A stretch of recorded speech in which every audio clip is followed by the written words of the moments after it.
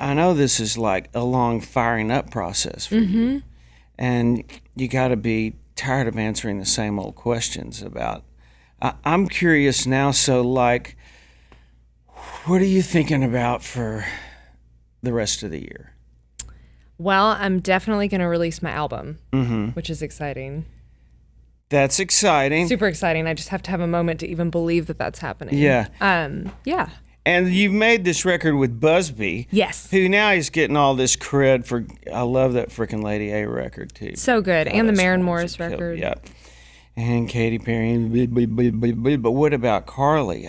So you've been working with him for a long time, though. Yeah, a lot of people don't know that I am the first artist that he signed in the country world to develop a couple years ago. And so we've been writing together, working together. So this is kind of a dream come true for me, but also it's been really fun to watch his career just take off. Yeah. How'd you find him? How'd he find you? He and a publisher at BMG named Daniel Lee were looking for an artist to work with, and just, going through different demos of people and found a couple of songs that I had recorded on my own and took a meeting with me, and Busby and I wrote a song, and it was kind of the rest was history. That song will actually be on my album. So you get a call like that. I mean, you've been wanting to be an artist for a long time, and you played at Dollywood and all that stuff, and then you wanted to try and write songs but were you wanting to be an artist or just seeing which way the world went? What happened? So I moved to Nashville after working 2 years at Dollywood about 8 years ago, and always knew I wanted to be an artist, and moved to town, got a publishing deal, got a record deal really fast, and ended up losing it, and had to go back and clean Airbnbs and nanny. And then I just, at the end of the day, even though so many doors got shut in my face and so many people told me, you should move home or you should figure out something else to do, I knew that I wanted to do it. So I just kept writing songs, kept working at it. And I think timing is everything. And Busby came into my life at a time where I feel like creatively I knew what I wanted to do. I knew who I was as an artist and was ready to get back in the game and kind of fight again. So how do you go from beating the streets to working at a bed and breakfast? I had to make payments. I had to pay my bills. So I, and I didn't go to college because I convinced my dad to let me homeschool so that I could move to Pigeon Forge and finish high school in between my shows at Dollywood. So I knew that I had to find creative ways to make money. And I saw where I could set my own hours to where if I still wanted to write songs and, people were willing to write songs with me, I would be able to do that. So I just saw a job for cleaning Airbnbs and did that for a while and nannied and just tried to pay my rent. What's the worst part about cleaning Airbnbs? The hair that you find. Oh, man. In everywhere. It's just nasty. I don't like hair, I don't want to find other people's hair. And I found everybody's hair everywhere. So your parents were, during this period, how was their champion working for you? I'm an only child. And ever since I was a little girl, they've known that Nashville and country music was what I wanted to do from the time I was, before I was 5. And I think I have the perfect balance. Obviously, they're supportive because they let me quit high school and homeschool. And I think the older that I've gotten, the more I understand all of the sacrifices, even within their marriage, that they made. My mom moved with me to Pigeon Forge when I was 16, and my dad stayed back and took care of my grandfather. Wow. And, I think that they are and continue to be the best blend of a support system, but also shoot me straight and aren't stage parents. So I've been really fortunate that they let me follow that dream and gave me the tools to let me kind of live it out. High school's really hard, though. High school. How'd you homeschool high school? I mean, it's one thing when you're, getting a 7-year-old through Play-Doh, but... My mom, the thing that she said to me when I said I wanted to quit, because I was in a public school up until I did not go my sophomore year. And she said, we'll do this for you, but I can't teach you because I haven't been in school at all. And so we found a homeschooling program that it was pretty much like an online college. It was hard. And to find the structure was really hard for me. You know, daytime television was on. I wanted to watch that, or I wanted to do something else. So I had to find creative ways to stay motivated to do the school. Who was helping you at that time in the creative process? I mean, did you just want to, I'm just going to play at Dollywood, I'm going to get some chops, I'm going to sing as much as I can? I was 16, 17, 18, so my first job was singing in one of the country shows at Dollywood. So we did 6 shows a day, 5 days a week. So I was really busy and had, it was kind of like a variety show, if you've ever been to Pigeon Forge or Branson or anything like that. I haven't, but Opryland used to do it here, and I've got lots of friends that did that. Exactly, Opryland, Redneck Vegas. And it really was my full-time job. So I loved getting to sing every day and meet different people. And at 16, you think that's the coolest thing in the world. Yeah. It's so funny. There are a lot of acts that are getting started or whatever, and, it makes me feel like a grandpa, but, do you have any advice for me or whatever? I'm like, because, I know when and they start running all of this data, and with streaming this day and social media and and everybody's so smart, it seems like, about promotion and marketing and this and that, and eventually, I'll go, have you got a band? I mean, are you singing anywhere? Have you written any songs? Are they any good? If you played them for anybody? I mean, I think what you did is, not like the same bar world that I grew up in, but it's still, now you're doing this radio touring and all that stuff.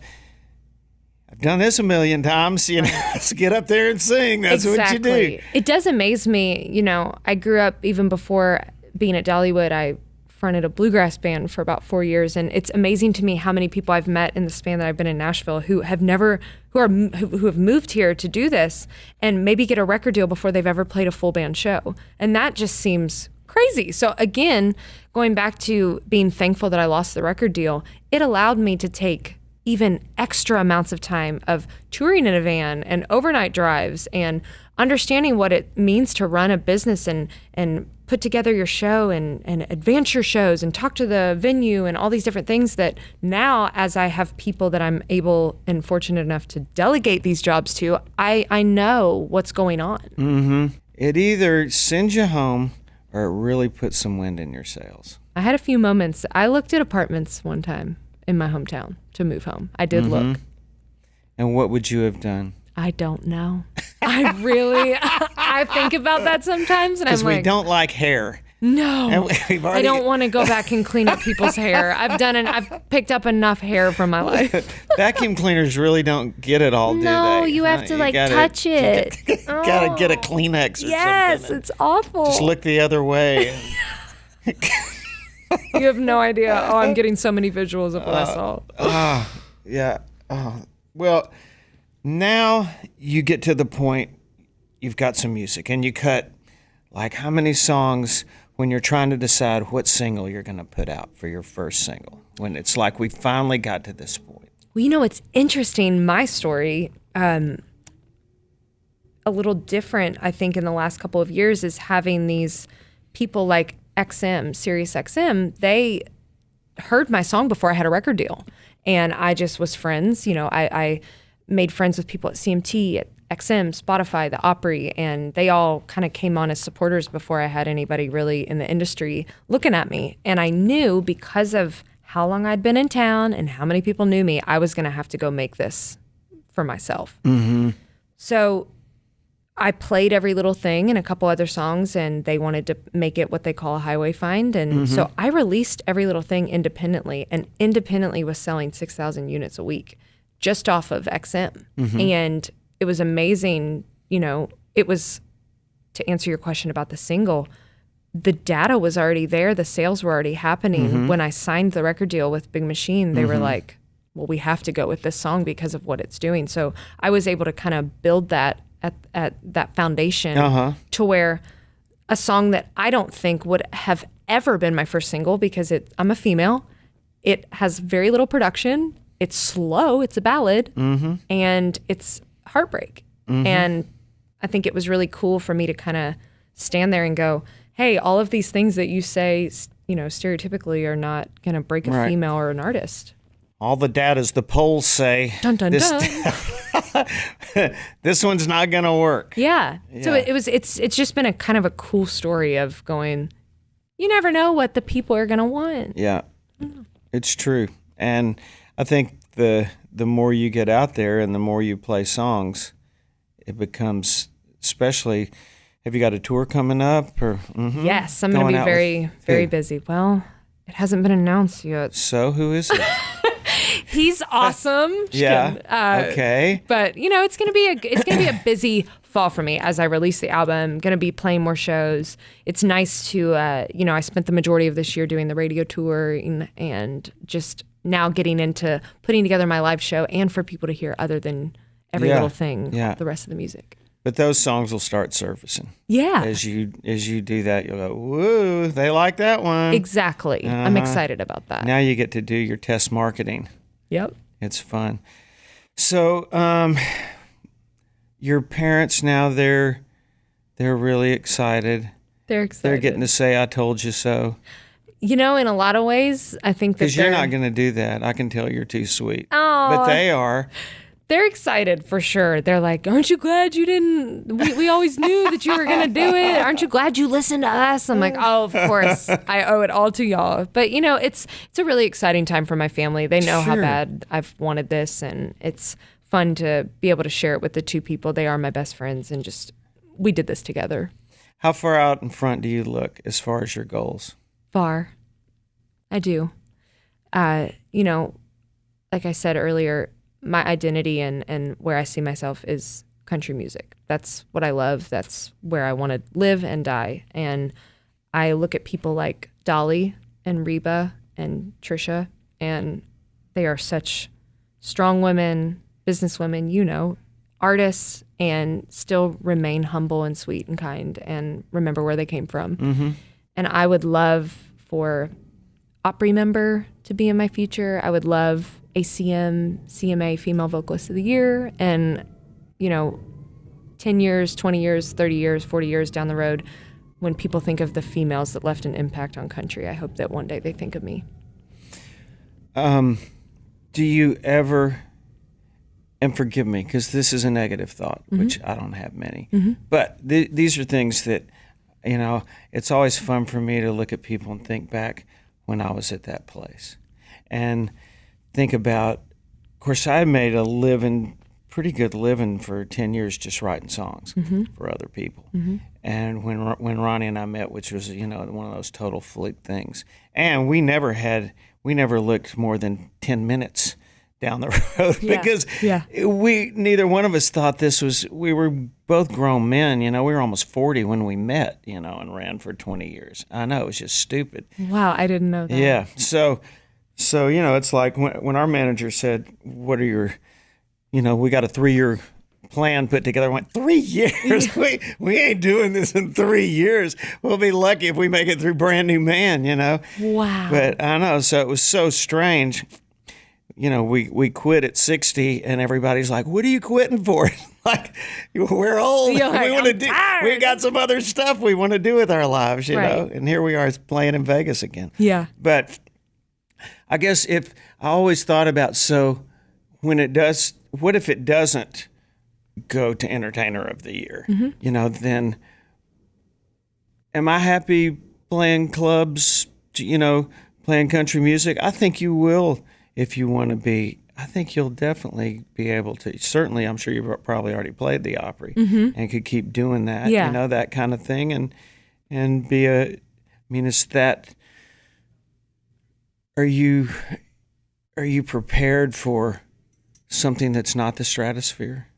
I think so. I think I have a good grasp of understanding that this is a gift and very few people, go on to do what I'm talking about. And I think at the end of the day, I can look at my journey and say, you know what, you gave it everything and you got a chance that so many people didn't. And at the end of the day, I love music. And I think my story has shown me that I can be happy making music on any level.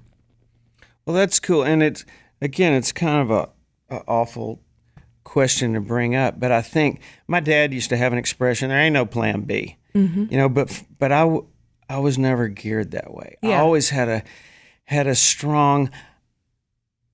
I would be okay just playing music in some club somewhere, doing my thing, and I think I would get comfortable with my plan B, and then I would just hit plan A with everything I had. You know, no, it would just, I don't know, some kind of mental sense of security, I guess, is all I'm fishing for. And because I think you've already had like you said, a piece of success that so many girls out there. You're the only female in the top 20 right now. You know, I mean, think about that. It's like so many female artists come through this door, and you go, wow, I don't know why. Me and Suzanne Alexander had a big argument on our podcast. I don't know why you're doing it. I don't know why we don't have a better mix of females. Yeah. You know, there's all kind of theories, you know, about girls buy music and girls don't buy girls and da-da-da-da. We could talk about that all day.